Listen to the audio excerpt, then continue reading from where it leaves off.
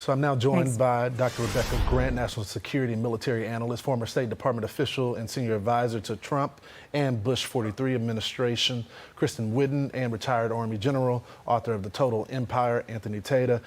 Thanks so much for joining the program. To all of you, Dr. Grant, I want to go to you first. Talk about some of the nuts and bolts here. How do we get to this point? I know there has been some disagreements with this militia on the way that they were doing the military strategy. Did this just finally boil over? It did. It boiled over. Prigozhin has been screaming for months that Shoigu and Gerasimov and Putin are running the war the wrong way. Look at all those Russian deaths. And he wants things done differently. He's a loose cannon.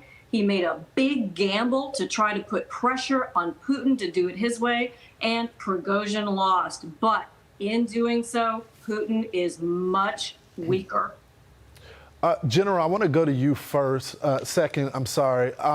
There's been a lot of talk with, you have people that are talking on social media, different speculating. Can you speak to what is in this deal? Yeah, sure, Lawrence. Great to be with you. Thank you. What the deal looks like is, there's probably some kind of financial commitment, Prigozhin.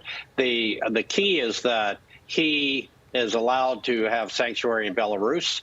He's not going to be shot between the eyes, which everybody was predicting. His soldiers that joined the rebellion will also be pardoned, and his soldiers that were fighting and stayed in Ukraine and chose not to participate will be given army contracts. And that's the essence of the deal. But I'll tell you what really was happening here is Lukashenko in Belarus and Putin and Russia were feeling the heat that they were going to have a mini moment like we had back in 1989 in the Berlin Wall, because there was momentum and foment within the streets, and there were the people that were supporting this rebellion were wanting to go after Putin in Moscow and then Belarus, Lukashenko. So Lukashenko and Putin stemmed the tide here and struck a deal,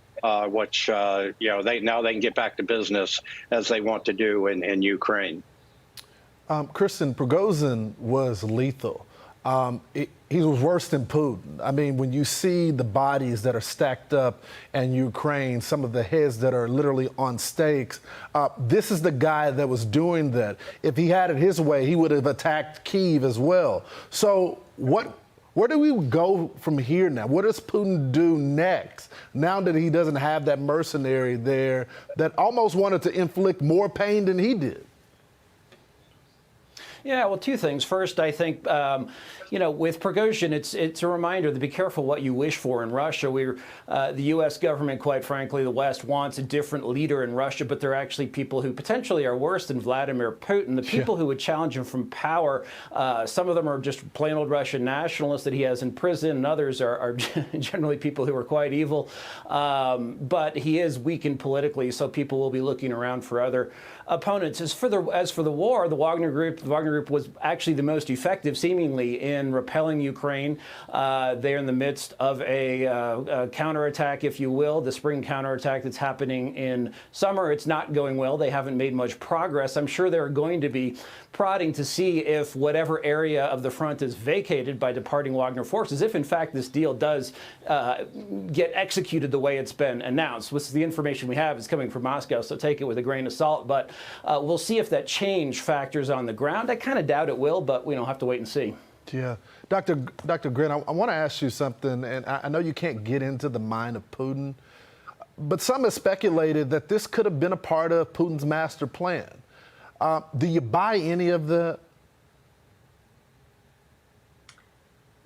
It could be, and we know one thing. We know NATO didn't set this up, but my sense is this was too far. They went too far up that highway from Rostov-on-Don to Moscow, and I don't think Putin wanted that to happen. Also, keep in mind, this looks real bad from China's perspective to see a rogue army heading towards the capital. capital. This did not raise Putin's standing with Xi Jinping in China. So no, I don't think Putin planned it to unfold quite this way. Yeah. General, lastly, because you have the experience, and sometimes we work with freedom fighters that happen to be our enemies as well. But can you explain to our audience why the United States government would not work with this mercenary? Well, Wagner Group is brutal. They have an atrocious record in Syria and Africa and in Ukraine. They're 40 to 50,000 strong. This isn't just a few guys in SUVs driving around with machine guns. This is an army, and this was the threat that Lukashenko and Putin saw. And they're led by a very bad guy and very bad people. They've got several special forces commanders that have joined their team, and they are absolutely ruthless, but effective if what you want is to have, the 3 yards in a cloud of dust, the trench warfare in Ukraine. So they're bad people, and certainly we would want nothing to do with them. And in fact, we've had minor skirmishes with them in the Middle East. So good riddance to this team. The real question, Lawrence, is Ukraine, did they exploit this operational advantage on the ground now that the corrosion is not there anymore, and the troops are thinned out, and they're on their spring offensive? So is there an opportunity here for Ukraine to pursue and break out? I guess we'll have to see. Panel, thanks so much for joining me for this breaking news. Hey, Sean Hannity here. Hey, click here to subscribe to Fox News YouTube page and catch our hottest interviews and most compelling analysis. You will not get it anywhere else.